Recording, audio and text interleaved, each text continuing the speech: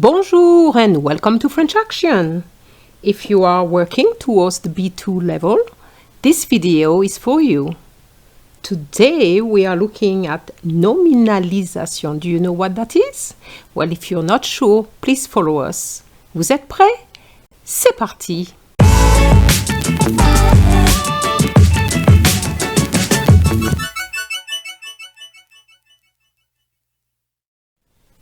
First of all, what is nominalisation? Well, it is a linguistic process that consists in transforming a verb or an adjective into a noun. So remember, a verb is an action word and an adjective is the word describing a noun. Let's see how it works. So for example, we have the verb travailler, which means to work. And as a noun, we're going to have, in English it's the same, work, but travail. So you will have to remove the L and the E and the A of the verb to have the word le travail is masculine. So for the adjective efficace, which means efficient, we're going to have a noun, efficacité, efficiency.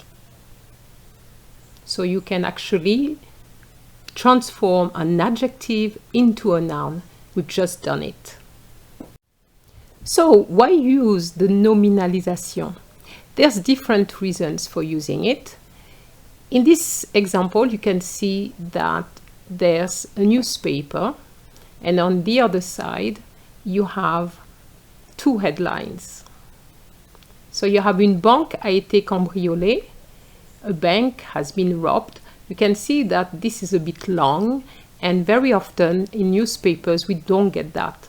We get very short headlines, and what we do, so for example, cambrioler, which is the verb, is going to be changed into a noun, and we're going to say cambriolage d'une banque. And that is going to be our headlines for the paper. Another reason for using the nominalisation is for the subject of a letter, for example. You know, in the French part, when you have objet, you have a few words to explain the reason for writing the letter. Here we have a full sentence. For an objet, there is not a full sentence. You have to put a few words. So, la réunion a été annulée. The meeting has been cancelled. So cancelled is our verb, so we're going to transform cancel into a noun. So in English, to cancel gives you cancellation. So this is what is going to give us in French, l'annulation de la réunion. And we just have four words which says exactly what the letter is about, as opposed to having a verb. And there are more reasons for using it. So for example, I can tell you that it's used in more formal writing, and that is the reason why we're talking about the B2 level, because as you go up in level, you're going to use more formal writing. Then it makes the sentence more abstract. You move from verbs to general ideas or concepts, and that is definitely B2, C1, C2, okay? It adds objectivity, and it also helps you to avoid repetitions. So I'm going to show you how you can say the same thing but in different styles. For example, a B1 might say, le gouvernement veut réduire la pollution. The government wants to reduce pollution. A B2 is probably going to say something like, la réduction de la pollution est une priorité du gouvernement. So you can see how réduire has been transformed to a noun, which we can find in B2, which is réduction. So, la réduction de la pollution est une priorité du gouvernement. Okay? So, this shows you different styles. It's a little bit longer, but what it means is that the sentences are going to be more complex, but that is to be expected because of the B2 level.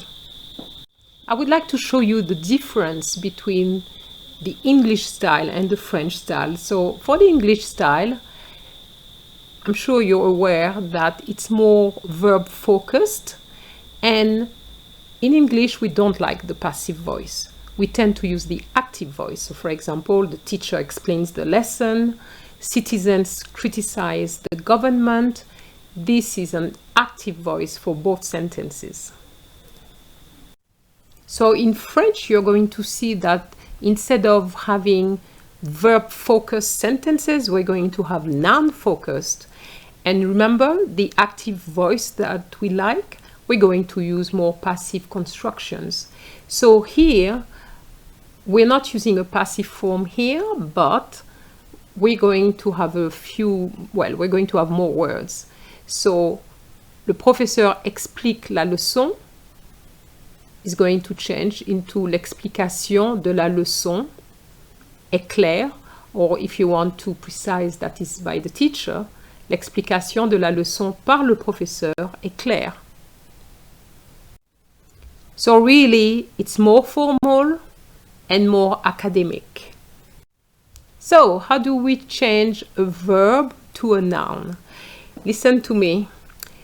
It's a difficult one because each verb is going to have different things, but I'm just putting them in different categories so that you can hopefully learn them.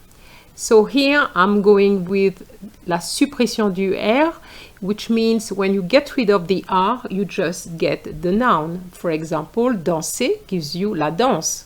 To dance, dance. Pratiquer, to practice, is going to give you la pratique. So this is fairly easy because we just get rid of the R. But be careful, you can have verbs ending with an ER, like here, but has age at the end. So that suffix, you're going to have to add it there. Partager gives you le partage. Passer, le passage. Repasser, le repassage. And all these words are masculine. It could also give you an ending with ement. For example, commencer gives you le commencement. Consentir gives you le consentement. Also masculine words. More common here, ER verbs changing into an action at the end. Améliorer, amélioration. Expliquer, explication. Organiser, organisation. Augmenter, augmentation. But be careful, they are feminine. You have some verbs, still ER, ending with aison. Lier gives you liaison. Livrer, which means to deliver, gives you livraison, delivery. And these are feminine words as well.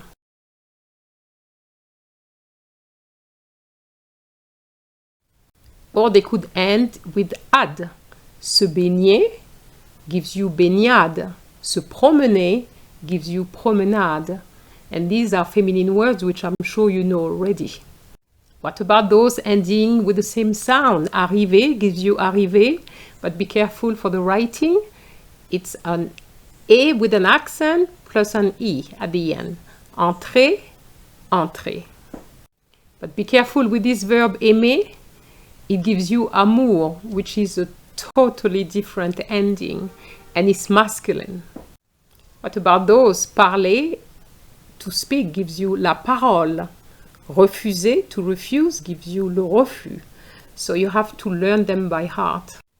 And you have verbs which are not ER verbs, like perdre, découvrir, which gives you perte ou découverte, or traduire, construire, which gives you traduction, construction, or simply agir, which means to act, which gives you the word action. And those verbs you see a lot. Prendre, which gives you prise. Remettre, which gives you remise. And with the suffix ur, fermer gives you fermeture. Ouvrir gives you ouverture. Induction, Connecter gives you connexion. Réfléchir gives you réflexion. Be careful is not CT, but the X. Okay? X-I-O-N. And of course, I could go on and on because there's other suffixes, but I'm just concentrating on those that you're going to see more often. And here I'm saying be careful because finir gives you la fin. So you don't have I at the end, okay? So I'm just using those verbs which have the RE ending. Éteindre gives you extinction, lire, lecture, rompre, rupture, and vivre, vie. However, some verbs could give you two different nouns, and that's the case here. Régler means to set, for example. Le réglage d'une machine is going to be translated as setting, whereas if we're saying le règlement d'une facture, we're going to translate it as a payment of an invoice.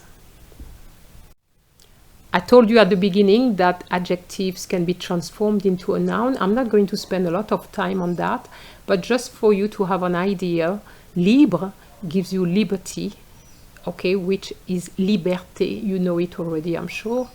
Efficace, efficacité. Ponctuel, ponctualité. And with the ans at the end, you have violent, violence, or patient, patience. I'm sure these are words you know already. Here's a little exercise for you.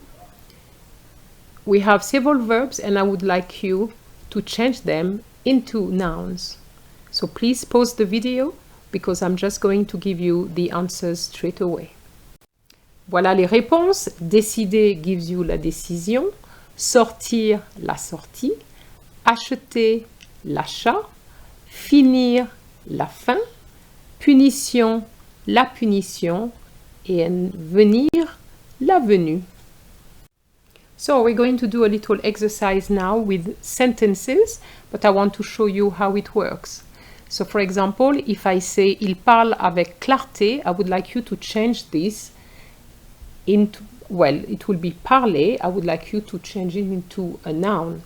You have to remember that parler gives you parole, and il is going to be changed as well, because il, you can only have il if you have a verb, but if you don't have a verb, you will have to change it. So this is what we have before, and the after is going to be sa clarté de parole est remarquable. So here you'll have to add something at the end to make a full sentence, obviously. Okay, so your turn now. The sentence is ils interviennent souvent. So I'm just giving you intervenir, gives you intervention. And il, obviously, will be changed into leur. Can you think of something? So this is my answer. Leur intervention est fréquente. I put fréquente because of souvent. Okay? Here's an exercise for you. You have to write a letter, and here's the objet de la lettre. Le directeur a démissionné. So, what are you going to write for your subject? Okay? So, think about it. So, the answer is la démission du directeur. So, basically what I've done, I use démissionner, which is the verb, and démissionner gives you démission. So, la démission du directeur. Now we're going to go through an exercise which is a little bit more challenging.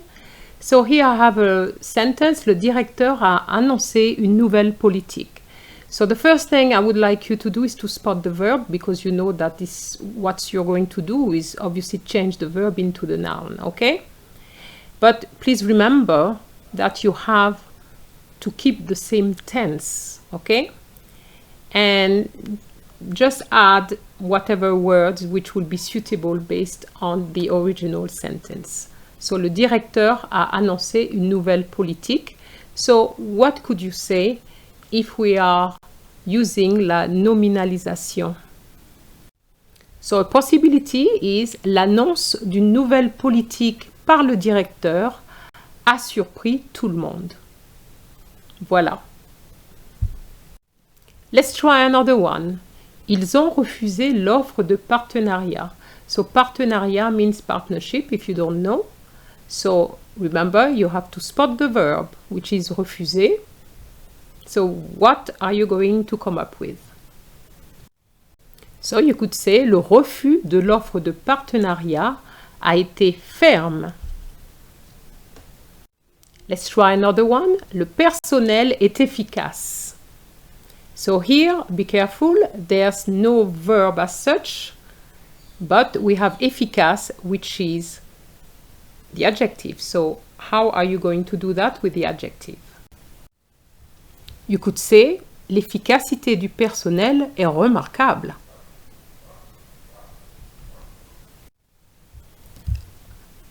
Another sentence with the adjective. Here we have il est violent dans ses propos.